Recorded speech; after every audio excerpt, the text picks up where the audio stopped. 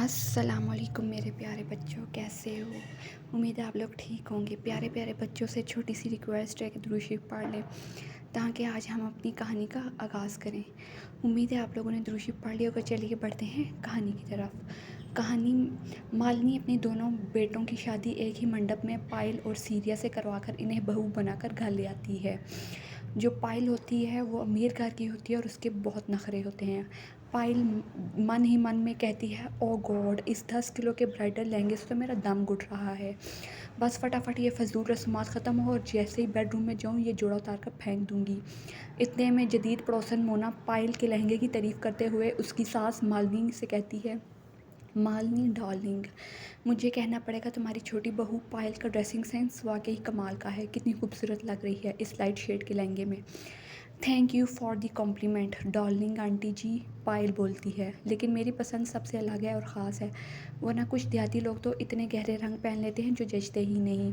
ये तंज पायल ने घूंघट में खड़ी संजीता को सुनाते हुए कहा था, क्योंकि संजीता ने एक गाढ़े रंग का लहंगा पहना हुआ था और संजीता थी भी एक गरीब घर की बेटी। तभी पड़ोसन कोतिया तारीफ़ करते हुए कहती है, कुछ भी कहो मगर दुल्हन का रूप लाल और कतिक रंग के जोड़े में ही खिलता है। मालिनी, तुम्हारी बड़ी बहू कितने सलीके से जोड़ा पहना है, लिबास से ही किरदार का अंदाज़ा हो जाता है। मालिनी, इसके अच्छे किरदार का क्या करें, मुझे इसका अचार डालना है। ये तो मेरे बेटे की पसंद है जिसकी वजह से मुझे इसको ब्याह के अपने घर लाना पड़ा। अगर मेरी अपनी पसंद होती तो मैं अपनी बड़ी बहू भी पायल जैसी ही अमीर घर की चुनती। फिर पायल गर्मी से परेशान होकर बेहोश होने का ड्रामा करती है। अरे क्या हुआ पायल बहू, संभल कर, तुम ठीक तो हो? मम्मी जी, मुझे बहुत चक्कर आ रहे हैं। पायल ड्रामे करती है और नखरे करती है। पायल की सास मालिनी लगता है मालिनी कहती है, लगता है तुम्हारी तबीयत गर्मी की वजह से ख़राब हो गई है। बस 2 मिनट में तुम्हारा मैं घर में दाखिला करवाती हूँ, फिर तुम जाकर आराम कर लेना। दूसरी तरफ संजीदा का दिल मन ही मन में पायल की बातों की वजह से दुख रहा होता है। इधर दो अरती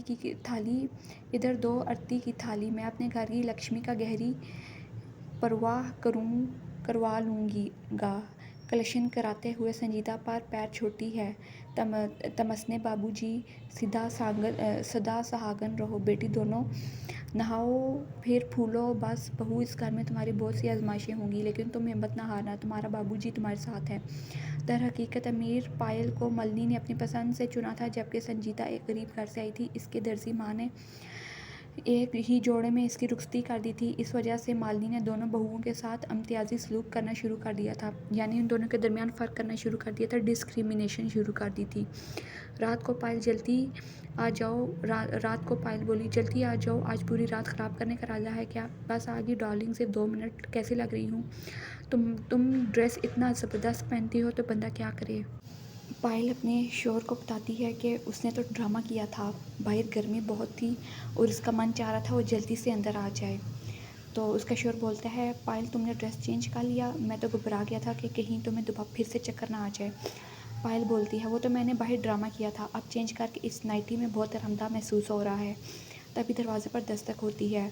मालिनी हाथ में दूध का गिलास लेकर खड़ी थी। ये ज़ुफ़रान बादाम वाला दूध तुम दोनों के लिए है। थैंक यू मम्मी जी, पायल बोलती है। पायल दिल में सोचती है, ये सासू माँ फजूल में कबाब में हड्डी बनने आ गई हैं। दूसरी तरफ गरीब बहू संजीता बहुत अफसुदा है। संजीता अब तक माँ की बातों को दिल से लगा रखा है। माँ जी की गलती नहीं है ऐसा। सिद्ध जी, मैं पायल की तरह जहेज़ में कुछ नहीं लाई, इसलिए माँ नाराज़ हैं।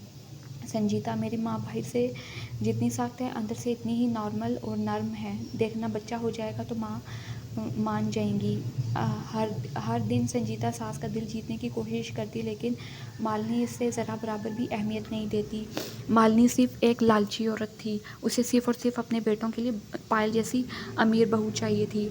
लेकिन संजीता उसके बेटे की पसंद थी और उसने ज़िद करके संजीता से शादी की थी। संजीता एक गरीब माँ की बेटी थी और इसका बाप मर गया था। संजीता के पास कुछ ख़ास जहेज़ भी नहीं था, और लेकिन मालिनी चाहती थी जैसा उसकी ख़ानदानी रिवाज है और जैसा उसका रहन सहन है वो अपने तर्ज की उसी तरह की बहू लाए। लेकिन संजीता एक गरीब घर की बहू उसे ब्याह कर अपने बेटे के आगे मजबूर होकर उसको लानी पड़ी। वक्त गुजरता गया। दोनों बहुओं के हमल को 8 माह हो जाते हैं, यानी कि उनकी प्रेगनेंसी को 8 मंथ हो जाते हैं। गोद भराई की तैयारी होती है। पायल को एक महंगा गाउन दिया जाता है, अच्छे ब्रांड का, इंटरनेशनल ब्रांड का, मगर वो मना कर देती है नखरे से। मम्मी जी, ये मुझे ख़ास नहीं लग रहा, मैं कुछ और पहनूंगी ताकि सबकी निगाहें मुझ पर हों। इधर संजीदा एक सादा साड़ी पर खुद ही कारीगरी करती है और खूबसूरती से तैयार होकर आती है। संजीता बहू, तुम्हारी साड़ी और कारीगरी बहुत अच्छी है, ये मैंने खुद बनाई है आंटी जी। मुझे दर्जी का काम आता है, मतलब कि मैं दर्जन हूँ, और यानी मैं टेलर हूँ। मालिनी को ये सब बर्दाश्त नहीं होता। फिर दोनों का बच्चा पैदा होता है। पायल को बेटा और संजीता को बेटी होती है। मालिनी खुश नहीं होती। खुद तो कुछ लाई नहीं, ऊपर से बेटी पैदा करके बोझ और बढ़ा दिया है। पायल के बेटे के लिए वो दर्जन भर महंगे कपड़े लाती है, लेकिन पायल एक को भी पसंद नहीं करती। इधर संजीता को सस्ती साड़ी और सादा कपड़ा मिलता है, मगर वो खुद इस पर लैस लगाकर खूबसूरत बनाती है।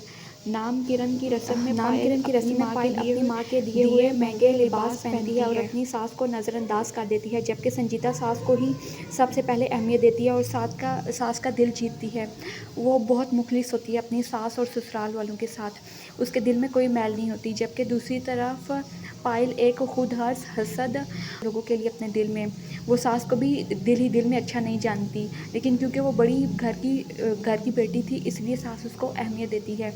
और जबकि संजीदा छोटे घर की बेटी थी, इसलिए मालिनी उसे अहमियत नहीं देती और उसे नज़रअंदाज करती है और उसे ताने देती है और इसे पसंद भी नहीं करती।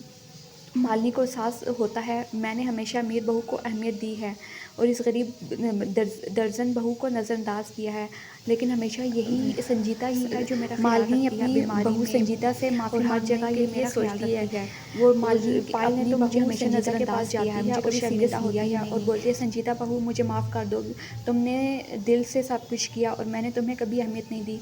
मालिनी अपनी बहू को गले लगा लेती है और उसे अंदाज़ा हो जाता है कि उसने कितनी बड़ी गलती कर दी। उसे तो संजीता के रूप में एक हीरा मिल चुका था, लेकिन उसने कोयले की कदर की और हीरे को ठुकरा दिया।